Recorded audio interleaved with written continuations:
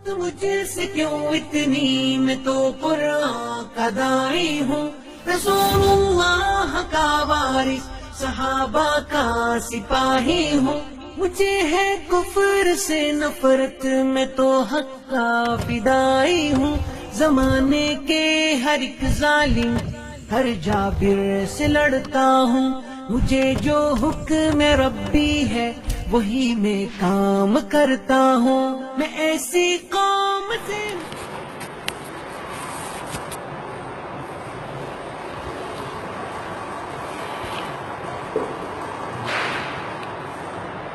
الحمد لله رب العالمين والصلاة والسلام على سيد المرسلين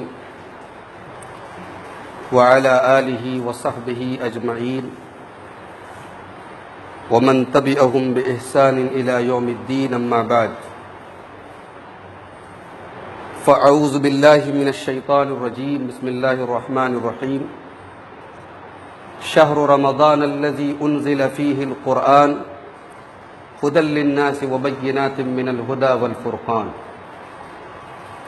معزز حاضرین، کسی نے سوچا نہیں تھا کہ رمضان کا یہ بابرکت مہینہ ایک خطرناک وائرس کے سائے میں اور لاک ڈاؤن کے سائے میں ہمارے اور آپ کے درمیان آئے گا۔ رمضان کا یہ مبارک مہینہ اس حال میں آئے گا کہ مسجدیں ویران ہوں گی، لوگوں کے کاروبار اور کام دھندے ٹھپ ہوں گے اور لوگ اپنے اپنے گھروں میں محصور ہوں گے۔ یقیناً پچھلے سال رمضان میں کسی نے یہ تصور بھی نہیں کیا تھا کہ آنے والا رمضان ایسا ہو، مگر ہم اور آپ آج رمضان کے بابرکت مہینے میں داخل ہو چکے ہیں اور ایسے ہی حالات ہیں، اور یہ اس بات کی دلیل ہے کہ انسان جو چاہتا ہے وہ نہیں ہوتا ہے، بلکہ اللہ جو چاہتا ہے وہ ہوتا ہے۔ آنے والے کل کے بارے میں انسان کو کچھ معلوم نہیں، وما تدری نفس ماذا تکسب غدا، کوئی نہیں جانتا کہ کل اس کے ساتھ کیا ہونے والا ہے۔ میرے بھائیوں، اس مصیبت کی گھڑی میں، اس آزمائش کی گھڑی میں اور اس بابرکت مہینے میں ہمیں اور آپ کو ایک بات اور یاد رکھنی چاہیے کہ مصیبت اور آزمائش میں ایک مومن گھبراتا نہیں ہے، ایک مومن بکھرتا نہیں ہے، ایک مومن واویلا نہیں کرتا ہے، بلکہ ایک مومن اس مصیبت کو صبر کے ذریعے اور اللہ کی ذات پر بھروسہ کے ذریعے اس مصیبت کو بھی خیر میں تبدیل کر لیتا ہے۔ اللہ کے پیارے حبیب صلی اللہ علیہ وسلم فرماتے ہیں، عجبا لامر المؤمن، مومن کا معاملہ بھی بڑا عجیب ہے، ان امرہ کلہ خیر، مومن ہر حال میں بھلائی میں رہتا ہے۔ اگر مومن کے اوپر کوئی بھلائی آتی ہے، کوئی خیر آتا ہے تو اللہ کا شکر ادا کرتا ہے اور وہ بھلائی اس کے حق میں اچھی ہو جاتی ہے۔ وَإِنْ أَصَابَتْهُ ضَرَّاءٌ، اور اگر مومن کے اوپر کوئی مصیبت آتی ہے صبر، تو وہ صبر کر لیتا ہے، فَكَانَ خَيْرًا لَهُ، اور وہ مصیبت بھی اس کے حق میں بہتر بن جاتی ہے۔ اسی لیے عربی میں ایک کہاوت ہے، ایک محاورہ ہے، إِنَّ فِي كُلِّ مِحْنَةٍ مِنْحَةٍ، ہر مصیبت میں اللہ تعالیٰ کی طرف سے کوئی نہ کوئی گفٹ ہوتا ہے، کوئی نہ کوئی تحفہ ہوتا ہے۔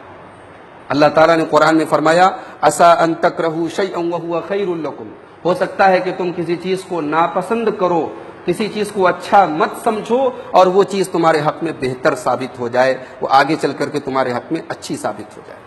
تو ہمیں اللہ کی ذات پر بھروسہ رکھنا چاہیے اور اس مصیبت اور پریشانی میں ہمیں صبر کا اور اللہ کی ذات پر ایمان اور توکل کا دامن تھامے رہنا چاہیے۔ میرے بھائیوں، امام احمد ابن حنبل رحمۃ اللہ علیہ، آج دنیا ان کا نام لیتی ہے۔ اگر امام احمد ابن حنبل کے اوپر وہ آزمائش نہ آئی ہوتی جو آئی، اور جو مصیبتیں انہوں نے جھیلی، اور تین بادشاہوں کے دور میں ان کے اوپر ظلم و ستم کے پہاڑ توڑے گئے، تو شاید دنیا آج امام احمد ابن حنبل کے مقام سے واقف نہ ہوتی۔ آج علامہ ابن تیمیہ رحمۃ اللہ علیہ کا نام بڑی عزت اور احترام سے لیا جاتا ہے، ان کی کتابیں دنیا کی بڑی بڑی لائبریریوں میں پڑھی جاتی ہیں۔ کیوں؟ کیونکہ علامہ ابن تیمیہ مصیبت اور آزمائش کی بھٹی میں تپ کر کے نکلے ہیں۔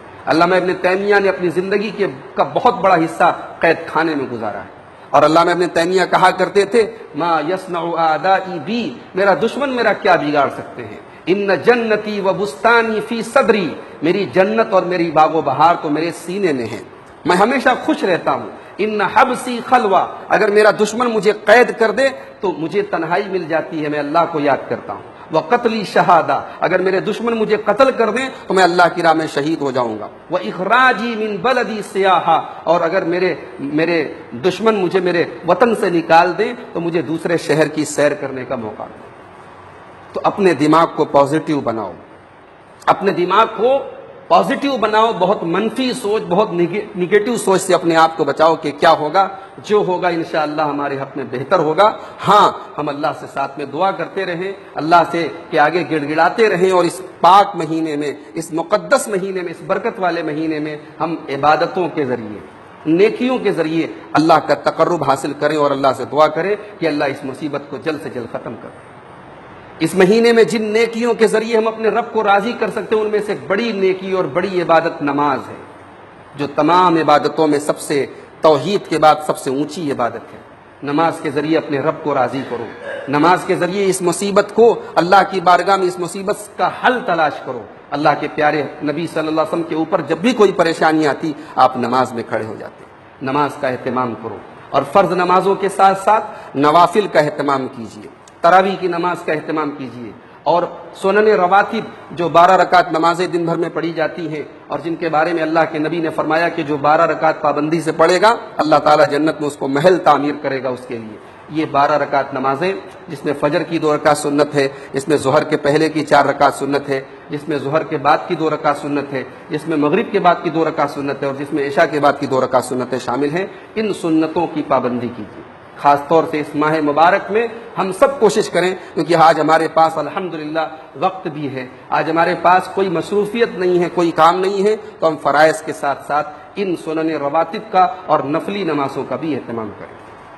میرے بھائیوں، رمضان قرآن کا مہینہ ہے، شہر رمضان الذی انزل فیہ القرآن، اسی مہینے میں قرآن نازل ہوا ہے، اور پیارے نبی صلی اللہ علیہ وسلم ہر سال رمضان میں حضرت جبرائیل کو پورا قرآن سناتے تھے، جتنا قرآن آپ کے اوپر نازل ہوتا تھا اتنا پورا قرآن حضرت جبرائیل کو سناتے تھے، اور اپنی زندگی کی آخری سال آپ نے 2 مرتبہ حضرت جبرائیل کو پورا قرآن سنایا۔ اور اللہ کے نبی جب قرآن پڑھتے تھے اور حضرت جبرائیل کو قرآن سناتے تھے تو عبداللہ ابن عباس رضی اللہ تعالیٰ عنہ کہتے ہیں کہ رمضان کے مہینے میں اللہ کے نبی بہت زیادہ اللہ کی راہ میں خرچ کرنے لگتے تھے، آپ کی سخاوت بہت بڑھ جاتی تھی، آپ تیز چلنے والی ہوا سے بھی زیادہ سخی ہو جاتے تھے۔ معلوم یہ ہوا کہ قرآن کا اثر ہماری شخصیت پر بھی پڑنا چاہیے، قرآن کا اثر ہماری ذات پر بھی پڑنا چاہیے۔ قرآن صرف یہ نہ ہو کہ ہم پڑھ کر کے لپیٹ کر کے رکھ دیں، قرآن کا اثر بھی ہمیں اپنے اندر محسوس ہونا چاہیے۔ یہ مہینہ قرآن کا مہینہ ہے، قرآن کی کثرت سے تلاوت کریں، قرآن کو سمجھیں، قرآن پر غور و فکر کریں، اور قرآن پر عمل کرنے کی کوشش کریں۔ رمضان دعا کا مہینہ ہے۔ سورہ بقرہ میں قرآن مجید کے دوسرے پارے میں جہاں رمضان کے روزے کا ذکر ہے وہاں اللہ نے روزوں کا ذکر کرنے کے فوراً بعد فرمایا وَإِذَا سَأَلَكَ عِبَادِي عَنِّي فَإِنِّي قَرِيب، اے میرے حبیب جب میرے بندے آپ سے میرے بارے میں پوچھے تو بتا دو کہ میں قریب ہوں، اجیب دعوت الداعی، اور میں ہر دعا کرنے والے کی دعا کو سنتا ہوں۔ میرے بھائیوں، روزے کی حالت میں ایک بندہ، ایک انسان بھوکا پیاسا ہوتا ہے، اس کا نفس کمزور ہوتا ہے، اس کی روح کے اندر اللہ کا ڈر ہوتا ہے، اس کے رونگٹے اللہ کی بارگاہ میں، اس کے رونگٹے اللہ کے خوف سے کھڑے ہوتے ہیں۔ یہ وہ کیفیت ہے کہ اس کیفیت میں جب بندہ اپنے رب کے آگے ہاتھ پھیلاتا ہے اور اپنے رب سے دعا کرتا ہے تو اللہ ضرور اس کی دعا کو قبول کرتا ہے۔ سنن بیہقی کی صحیح روایت ہے، اللہ کے پیارے نبی فرماتے ہیں ثلاث دعوات لا ترد، 3 دعائیں ایسی ہیں جو اللہ کی بارگاہ میں لوٹائی نہیں جاتی۔ اللہ تعالیٰ 3 دعاؤں کو لوٹاتا نہیں ہے، 3 دعاؤں کو رد نہیں کرتا ہے۔ دعوت الوالد، ایک باپ کی دعا ہوتی ہے اولاد کے حق میں، ایک باپ کی دعا ہوتی ہے اولاد کے حق میں، ودعوت الصائم، اور روزے دار کی دعا ہوتی ہے، ودعوت المسافر، اور مسافر کی دعا ہوتی ہے۔ تو دعا کریں اپنے رب سے، اللہ سے کثرت سے دعا کریں، رات کی تنہائیوں میں اگر اٹھیں تو اللہ سے دعا کریں، تراویح کی نماز پڑھنے کے بعد رات میں اگر موقع ملے تو اللہ سے دعا کریں کہ اللہ اس بلا سے، اس وبا سے ہم سب کو دور کر دے، اس وبا کو ہم سے اٹھا لے، اور اس آزمائش سے اللہ تعالی ہم سب کو نجات عطا فرمائے۔ میرے بھائیوں، لاک ڈاؤن کے مہینے میں رمضان ہمیں ملا ہے، لاک ڈاؤن کے پیریڈ میں رمضان ہمیں ملا ہے۔ بہت سارے نیکی کے کام ایسے تھے جو ہم اپنی مصروفیات کی وجہ سے نہیں کرتے تھے، ہمارے پاس اتنے کام تھے، اتنے دھندے تھے، لوگوں سے اتنا ملنا جلنا تھا، بہت سارے نیکی کے کام ہم نہیں کر پاتے تھے۔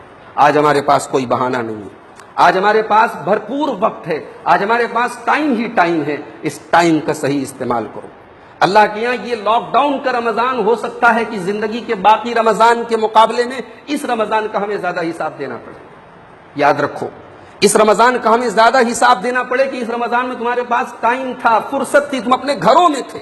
اس مہینے کا، اس بابرکت مہینے کا اور لاک ڈاؤن کے اندر اس رمضان کی ہم قدر کریں، اس کو ضائع نہ ہونے۔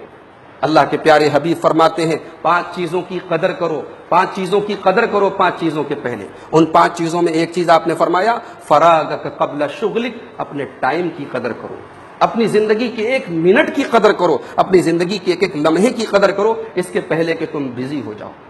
میرے بھائیوں، آج ہماری اکثریت اپنے اپنے گلیوں میں، اپنے اپنے چوراہوں میں، اپنے اپنے گھروں میں بیٹھ کر فالتو میں گپ شپ کر رہی ہے۔ اللہ کی قسم، یہ گپ شپ کا ٹائم نہیں ہے، یہ موبائلوں پر گیم کھیلنے کا ٹائم نہیں ہے، یہ فضول باتوں کا ٹائم نہیں ہے، یہ اللہ کی طرف سے آزمائش ہے، یہ اللہ کی طرف سے امتحان ہے، یہ اللہ سے اپنا دل جوڑنے کا ٹائم ہے، یہ اللہ کو یاد کرنے کا ٹائم ہے، یہ اللہ کو پکارنے کا ٹائم ہے، یہ اللہ کو راضی کرنے والے کاموں میں اپنے ٹائم کو لگانے کا وقت ہے۔ میرے بھائی، کہیں ایسا نہ ہو کہ قیامت کے دن ہمیں کہنا پڑے یا لیتنی قدمت لحیاتی، کاش میں نے زندگی میں کچھ اچھے کام کیے ہوتے۔ آج ہمارے پاس ان اچھے کاموں کے لیے بھرپور ٹائم ہے۔ میرے بھائی، آج ہم میں سے ہر شخص کے پاس موبائل ہے، ہر شخص انٹرنیٹ استعمال کرتا ہے۔ انٹرنیٹ کا صحیح استعمال کرو، نیکی کی باتوں اور اچھی باتوں کو ایک دوسرے کو پہنچاؤ۔ آج کتنے لوگ ہیں جو قرآن نہیں صحیح طریقے سے پڑھتے۔ آج الحمدللہ انٹرنیٹ پر ایسے ویڈیو موجود ہیں جن میں آپ کو قرآن پڑھنے کا صحیح طریقہ بتایا جا رہا ہے۔ رمضان کا مہینہ ہے، قرآن کی تفسیریں انٹرنیٹ پر موجود ہیں، آپ ان کو سن سکتے ہیں۔ جو بڑے بڑے مستند علماء اپنے انداز میں قرآن کی تفسیر کر رہے ہیں، ان قرآن کو سنیے اور قرآن سے اپنا تعلق مضبوط کیجیے۔ تو میرے بھائیوں، اگر آپ کوشش کریں گے تو آپ کے پاس اپنے ٹائم کا صحیح استعمال کرنے کے بہت سارے طریقے ہیں، ورنہ ٹائم برباد کرنے کے لیے تو ہمارے پاس آج موبائل ہے ہی ہے۔ آج ہمارے نوجوانوں کی اکثریت آج موبائلوں پر بیٹھ کر کے دن رات PUBG گیم کھیل رہی ہے، دن رات لوڈو گیم کھیل رہی ہے۔ لوگ سوال کرتے ہیں ہمارے پاس واٹس ایپ پر کہ PUBG کھیلنا جائز ہے کہ نہیں، لوڈو کھیلنا جائز ہے کہ نہیں۔ یہ جائز ہے کہ ناجائز ہے، یہ تو ایک الگ مسئلہ ہے۔ سب سے بڑی بات یہ ہے کہ یہ ایک بابرکت مہینے کی مبارک گھڑیاں ہم ان فضول کے کاموں میں برباد کر رہے ہیں۔ اگر 1 منٹ کے لیے مان لیا جائے کہ یہ کھیل اور یہ گیم حرام نہیں ہے، حالانکہ علماء کے فتوے موجود ہیں کہ یہ PUBG گیم وغیرہ، اس کے اندر کئی چیزیں ایسی ہیں جو اس کو حرام کرتی ہیں۔ اس کے اندر غیر محرم کی تصویریں ہیں، اس کے اندر ایک ایسا نشہ ہے کہ ایک بار آدمی کھیلنے لگے تو پھر نماز سے، قرآن سے، اپنے ضروری کاموں سے بالکل آدمی دور ہو جاتا ہے۔ لیکن اگر حرام نہ بھی ہو تب بھی کم سے کم اس کا یہ خطرہ کیا کم ہے کہ یہ انسان کے اس قیمتی وقت کو برباد کر رہا ہے۔ اللہ کے واسطے اپنے ٹائم کی اور اپنے وقت کی قدر کرو، اپنے ایک زندگی کے ایک منٹ کے وقت کی قدر کرو۔ والعصر ان الانسان لفی خسر، اللہ نے زمانے کی قسم کھائی ہے، اللہ نے وقت کی قسم کھائی ہے کہ انسان خسارے میں ہے۔ جو اپنے وقت کی قدر نہ کرے اس سے بڑا خسارے والا کوئی نہیں۔ سلف صالحین میں سے ایک آدمی راستے میں جا رہے تھے، ایک آدمی برف بیچ رہا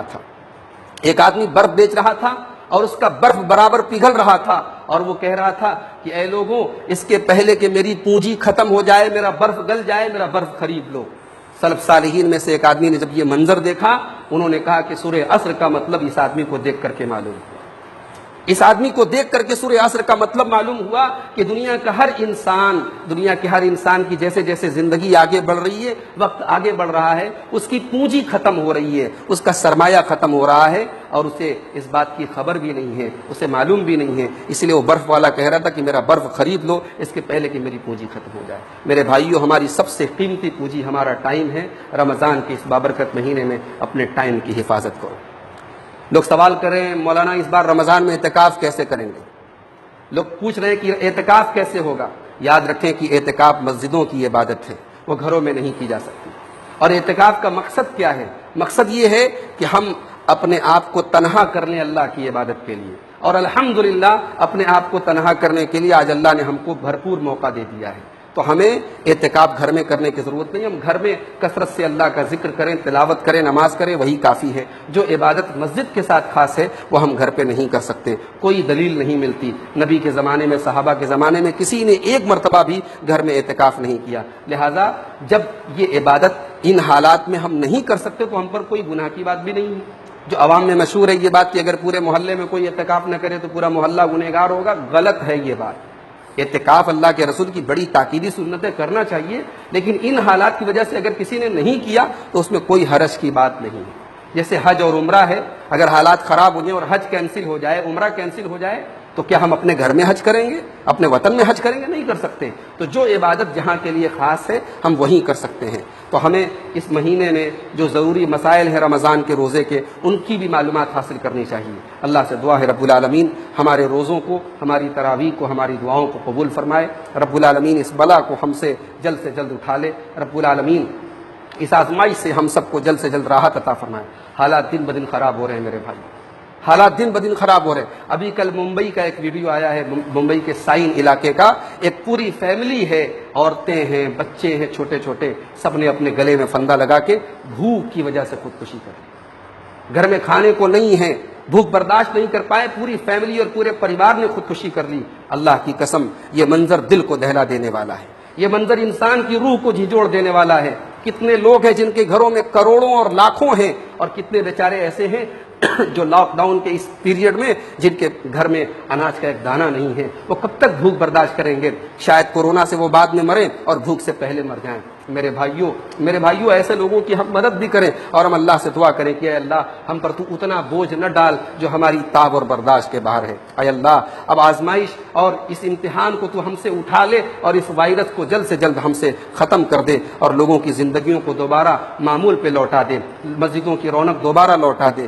عبادت گاہوں اور اپنے گھروں کا مقدس منظر دوبارہ لوٹا دے۔ الہ العالمین ہماری ٹوٹی پھوٹی عبادتوں کو قبول فرما لے، ہماری عبادتوں میں اخلاص پیدا فرما، ہمیں ریاکاری سے بچا۔ آمین۔ وآخر دعوانا ان الحمد للہ رب العالمین۔